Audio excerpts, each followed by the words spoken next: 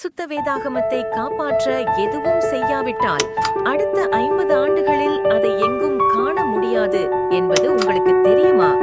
புத்தக கடைகள், புத்தக அலமாரிகள் மற்றும் தேவாலயங்களில் இருந்து பரிசுத்த வேதாகமத்தை அகற்ற சாத்தான் புதிய தொழில்நுட்பத்தை பயன்படுத்துகிறான் என்பது உங்களுக்கு தெரியுமா?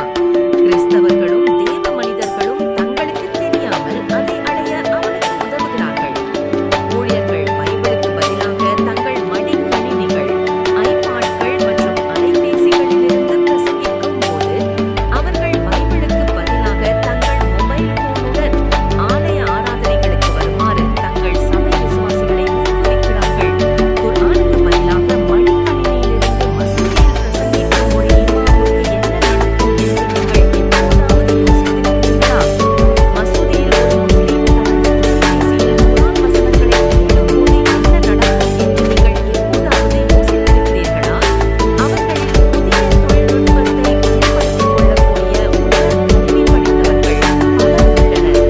ஆனால் அந்த தவறை செய்ய மாட்டார்கள்.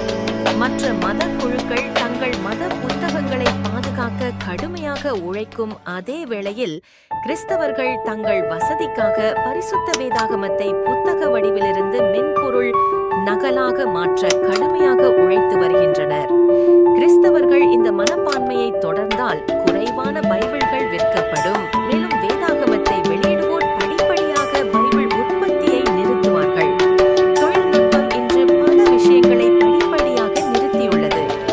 ரீசார்ஜ் செய்யக்கூடிய டார்ச்சுகள் காரணமாக பேட்டரி மூலம் இயங்கும் டார்ச்சுகள் படிப்படியாக நீக்கப்பட்டுவிட்டன. தயவு செய்து பரிசுத்த வேதாகமமும் இதே போல மாறிவிட அனுமதிக்காதீர்கள். பரலோகத்தில் இன்னும் புத்தகங்கள் உள்ளன. வெளி 20:12 பைபிள் உங்களுக்கு தூக்க முடியாத சுமையாக இருந்தாலும் அதை எடுத்துக்கொண்டு ஆராதனைக்கு செல்வோம். கிறிஸ்துவுக்காகவும் பரிசுத்த பைபிளை பாதுகாப்பதற்காகவும் பைபிளில்